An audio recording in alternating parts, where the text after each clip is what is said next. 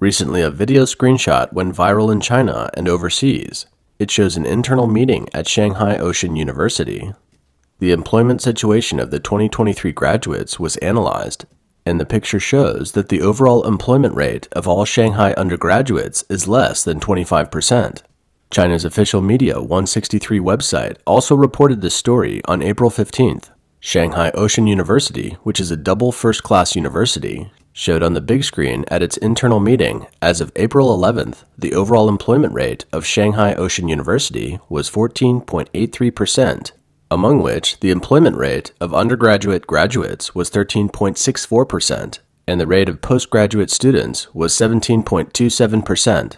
The average employment rate of Shanghai universities is 32.8%, among which the rate of undergraduate graduates is 24.1% and the rate of graduate students is 40.66%. The employment rate of graduates from double first-class universities like Shanghai Ocean University are far below the average, indicating that employment of Chinese university graduates is indeed very difficult. This girl from Shanghai is a graduate of a university in Hong Kong with a master's degree, and she described her own job hunting experience and that of several friends. We have a WeChat group consisting of 6 people who graduated in the same year with different majors. In this group, 4 people were laid off at the end of last year. I have no clue how they came up with the unemployment rate. In our group, the rate was 66.7% at the end of last year. There's one person in our group who has never lost his job. He has never looked for a job since he graduated. Otherwise, the rate of our group would have exceeded 70%. Some people say that I'm a master's degree graduate from the University of Hong Kong, so it's normal that I can't find a job. But there is another friend in the group who has a bachelor's and master's degree from the US with a science major, whose school is Berkeley University. You can say that his degrees aren't good enough, but so far he's been looking for a job for 4 months, and he hasn't gotten any offer. When he was looking for a job, someone even let him work first, then interview. They added him to their company's group WeChat and assigned him work before there was a job offer. I have another friend who finished the assigned work, but the company still hasn't arranged an interview yet. To be honest, so far, for friends around me who have changed jobs, I haven't heard anyone who has their pay increased. There is also a good friend who opened a coffee shop. He wanted to hire a professional coffee maker, paying $873 a month, working 6 days a week with 1 day off. He put the hiring post out and received more than a dozen resumes in just 1 day. There were no undergraduates, and 30% of the resumes had a background of studying overseas. There are even those who have studied abroad and looked as beautiful as models. Really? Has the domestic competition become so fierce to this extent? 真的是已经卷到这个程度了吗？ Official figures released by the Chinese government put the employment rate of the 2021 class of college students at 34%, and the 2022 class dropped to 23.6%. However, any CCP data is usually subject to varying degrees of tinkering. 就业不好，数据来搞。 When employment isn't good, data comes to the rescue. I just browsed my WeChat circle of friends. One friend said he has been unemployed for 6 months. The community just called him and asked to enroll him as a flexible worker. This friend refused, so the community staff threatened. This registration has no effect on you, but this is required by the policy from above. That's why we dared to do this. My friends replied, I don't know if it affects me or not. I just don't agree. I didn't expect the staff to say that they would recommend 2 jobs for me, and then I would be obligated to register as flexible employment. It's so tough these days. No one cares about you when you are really unemployed, and no one recommends you for anything. But when the higher-ups have an inspection, they become anxious to make their numbers look good. The employment environment is poor. Can the government do something practical to help? Our district, the network administrator, sent a message every day in the WeChat group to remind everyone not to put things in the hallway. If you have to put something, hide it in the room and hang on until this Friday. When the inspector leaves after Saturday, everyone will be free. What do you think the meaning of this fakery? I think I've figured it out. How well you do your job isn't important, but how well you do your reports to your superiors, that's what matters. 会给上级汇报，这个才重要。 For a long time, China's top 3 industrial cities have been ranked in the order of Shanghai, Shenzhen, and Suzhou. In 2022, the value-added industry in Shanghai dropped, while Shenzhen overtook and jumped to first place. The latest GDP ranking of China's top 10 industrial cities in 2022 ranked Shenzhen first, with an added industrial value of 1.13 trillion renminbi, or about 0.16 trillion US dollars, surpassing Shanghai's 1.08 trillion renminbi. Suzhou ranked third. Except for Chongqing, which is located in the west, all of the top 10 cities are located in coastal areas, with the highest concentration in Guangdong Province and Jiangsu Province. BYD, headquartered in Shenzhen, is one of the major contributors to Shenzhen's GDP. Many young people who came to Shanghai expecting to find a job or who left their jobs expecting to find a better one are now going back home in disappointment. This woman is one of them. In a flash, it has been a month since I left my last job. I left my job on March 8th, and today is April 8th. In this month, I also sent out a lot of resumes, but I received very few interviews. Now the social environment is really difficult. It's been a month and I still haven't found a job. Although I'm now in my hometown, I have been sending out resumes, paying attention to jobs, and I'm very anxious. I haven't found a job within a month, and this has never happened before. In an article published in the Chinese media Caijing on March 20th, 40 cities were selected as being significant to China's economy. It tries to reveal how many businesses were written off in these 40 cities during the 9 years from 2014 to 2022. The data shows that Shanghai ranked first in the country in terms of the number of businesses written off, with 216,000 micro-enterprises disappearing during the 2-month lockdown in 2022. The written-off rate was 19.9%, ranking second nationally.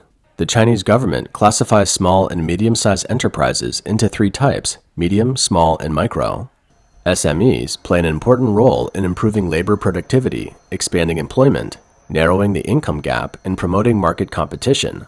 As of 2018, the number of SMEs in China exceeded 30 million, and the number of sole proprietors exceeded 70 million, contributing 50% of tax revenue, 60% of GDP, 70% of technological innovation, 80% of urban labor employment, and 90% of enterprises. That is to say, SMEs directly affect the general public. Dear friends, do you see this road in front of you? Do you find it familiar, yet strange? There is no one there, no one at all. Tianzifang, a name that has been gradually forgotten in the past 2 years. In the past, tourists from out of town busted their heads to get in, but now businesses are trapped by the rent and are desperately trying to get out. Tianzifang, which once had such a large flow of people, is now in a depression. I came in and strolled around most of the way, but I didn't see many people at all. There are more vacant stores than tourists, and the advertisements for subletting can be seen everywhere. The remaining stores in operation have virtually no customers. I remembered that in the past, there were people here in the evening. The former gourmet town has no signs of cooking or diners, and most are takeout now, more than half of it. It's really too quiet. It's been almost 10 years, and I've never experienced it before. I really haven't. Has the rent been reduced? There is a reduction, but there's no way to continue to operate. The rent is still very high after the reduction. I don't make such a high turnover. Without customers, even if you lower the price for your products, it's no use. Her business is too bad. I bought a little something to support her. According to the article in Caijing, the total number of enterprises in those 40 cities in China in 2022 was over 28 million, and the total number of deregistered businesses was 1.94 million, with a deregistration ratio of 6.9%. Micro-enterprises account for more than half of all deregistered businesses. Small and micro-enterprises account for more than 93% of all deregistered businesses. The article suggests that the rapid rise in the number of business deregistrations in many important cities may signal the arrival of a slowdown in the economy. Therefore, it concludes that, first, in an economic boom, the deregistration rate of micro-enterprises in all groups of the top 40 cities is about 5 to 6%. While in a recession, the deregistration rate can reach more than 10%. In extreme cases, the rate can reach 20% in some cities. Second, the current economic downturn started in 2016. For the general public, what they may feel at first is the unexpected slump of supermarkets and shopping malls. Hello, this is the former Carrefour in Jinqiao. But now it's in such bad shape. It's really bad. Today's the weekend. There are no people. It feels like the building is empty. It's really empty.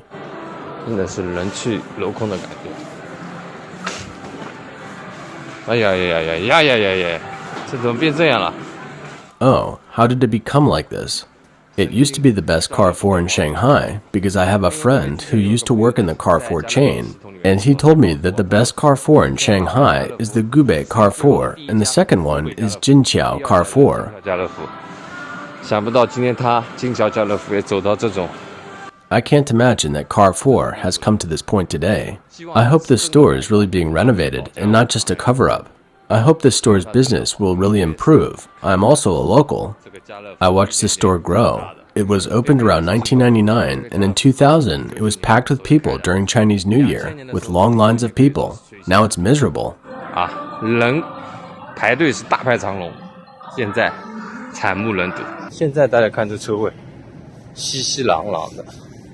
Everyone take a look at this parking lot. It's sparse, and many of the parking spaces aren't functional.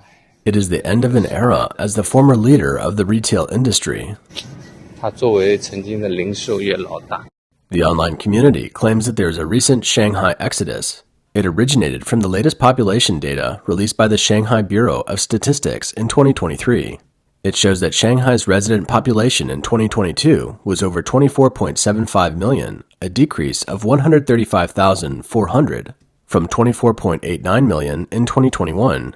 In addition, about 18.7% of Shanghai's population was over the age of 65 in 2022, higher than China's national average of 14.9%. The exodus headline should be an exaggeration, as there is a high probability that the vast majority of the disappearing population is a result of the epidemic and the disaster caused by the strict lockdown measures. However, if there is a population exodus, it will be the higher end of the population, the high net worth population. Shanghai is a city of over 20 million residents. It's unlikely that the main body of residents will flee. Those who flee should be the elite, the rich, and the expatriates. A resident in a luxury neighborhood in Lujiazui told Free Asia, "There used to have been many foreign faces coming in and out of the neighborhood, but now they are all gone."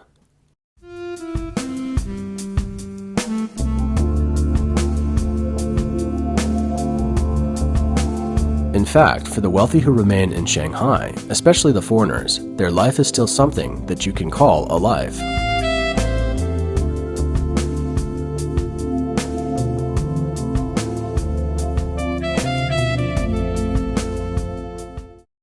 But for the lower class of locals or those from out of town, their life can only be described as survival. See, for this group of applicants, the capital of survival is first the physical fitness of the applicants.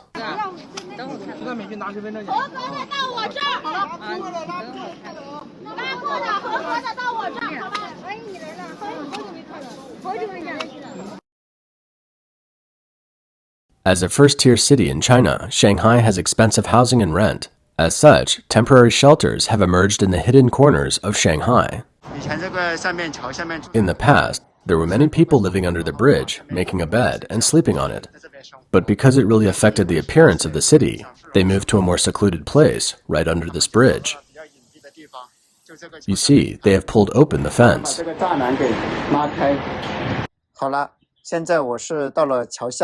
Okay, now I am under the bridge. Look at the surroundings. This is a road bridge. There's an iron fence around the bottom of the bridge. This iron fence here was torn open. Let's take a look from this opening. This bridge is very low. There are many quilts in front, and suitcases, clothes. Ah, it's a mess. You can see that people live here, not one or two people, but a lot of people. Look, there are quilts. Some people are still sleeping. But most people aren't here. They are probably out looking for work. This is not a place for the homeless or the ones with mental disorders. It's for young people who have come to work but haven't found a job. We can tell from their belongings. There are buckets, suitcases, and backpacks. So it's not a place where homeless people live. It's really heartbreaking to see this scene. Let's look at the other end of the bridge. There are still people moving around. There are also buckets, quilts, etc. It's such a cramped place under the bridge. You can't stand up straight. You have to bend over. See, there are still people around. They are setting up a pot under the bridge to cook. A woman who works in a foreign trade enterprise in Shanghai told overseas Chinese media, "The situation isn't good this year, mainly because there are fewer orders and the production rate is very low. Some factories with a large flow of people have nothing to do now, and many companies are not hiring anymore. Job agencies have started changing fees, which means they aren't doing well either." She said, "The main reason is that in 2022, Shanghai strictly enforced the CCP's COVID-0 policy. Enterprises took a long break from work, and the original orders couldn't be delivered as scheduled, and the port cargo couldn't be shipped out. Who would dare to give you orders? So naturally, there are fewer orders this year." This makes sense, as the conversations of the delivery boys on the streets of Shanghai confirm. There are 16 districts in 109 towns in Shanghai, and now Foxconn is also working 8 hours with 2 days off. Foxconn is no longer viable. Apple has moved several production lines to Vietnam, and tablet computers have also been moved to Vietnam. Foxconn now has fewer orders. Some factories moved to Vietnam long ago. Apple phones aren't selling now. To be honest, the economy isn't good. The sales of Apple phones aren't good. Most people just switch to cheaper phones, and that's it. You can buy a cell phone and use it for 2 or 3 years. It's impossible to change it that frequently, right? You see Huawei cell phones sold in shopping malls. How many consumers are there? Mobile phones aren't selling. Nothing is selling. The best time of China's economic development was the decade from 2002 to 2012. High-speed development, that decade was the most powerful decade of China's economy. It's not just parts of China. Everywhere, people are now living under great pressure, with high prices for everything. It's difficult to make money and high housing prices. You don't have a sense of happiness. You can't afford to have children. You can't afford kindergarten. And young people can't afford marriage. It costs too much to get married. Many are single now. It's not that they don't want to get married and that they want to be single. They can't afford to get married. You say get married. I'll ask you, do you have enough money? The down payment in Shanghai is 1 million yuan. Do you have 1 million? Nowadays, it is hard to just get by. We believe there is another reason for Shanghai's economic decline. Since the death of former Communist Party leader Jiang Zemin, the Shanghai Gang, a powerful force in Shanghai, has declined, and Shanghai's economic strength has diminished in all aspects. In contrast, Shenzhen is different. Xi Jinping's father was the first to advocate the creation of a special economic zone there, and because of the lower income tax rate, there are many private enterprises in Shenzhen. On February 20th, 2023, the Shanghai municipal government announced its guidance opinions on street vendors. It contradicts the CCP's claim in June 2020 that it isn't suitable for first-tier cities to promote a street stall economy. At that time, China's Central Television, CCTV, published a financial commentary saying that it is not advisable for first-tier cities to promote a street stall economy, and that if a street stall economy were to reappear in first-tier cities, it would be like going back to the past several decades overnight. Street stalls don't need to pay for utilities or rent as required in shopping malls, and what they sell is basically low-end consumer goods. It's unlikely to boost consumption and may even lower overall consumption, as people's income levels are generally falling. If some customers resort to street stalls for spending, there will be fewer customers in shopping malls, which will bring down spending in the shopping malls. Now the return of the street stall economy in first-tier cities like Shanghai means that China's economy is really returning to the way it was 20 years ago. And what we are seeing now is probably just a prelude. The worst is yet to come. Brothers, now the takeout industry has started a slow season. After a day of running, we can only get enough money for food. We are about to have to eat dirt. Brothers, how much can you make after working for a whole day? 2023 is too difficult. Today we see a very dangerous signal. An army of unemployed people is pouring into the delivery business, and the income of delivery riders is slashed in half. This means that the unemployment rate is too high this year. Takeout used to be the last survival measure, but even that is no longer a guarantee. The last resort for many unemployed and educated workers is delivering takeout because there is no barrier to this line of work. As long as one is hardworking, one can always get a stable income, which is the last bottom line for many people to survive in the city. Now this bottom line is becoming increasingly difficult to keep. Because the economy is bad, those who previously ordered takeout also began to join the takeout army, resulting in a plunge in industry income. It might still be okay for local folks. If one is from out of town, one might not be able to live on it. 如果是外来打工者，很可能要待不下去。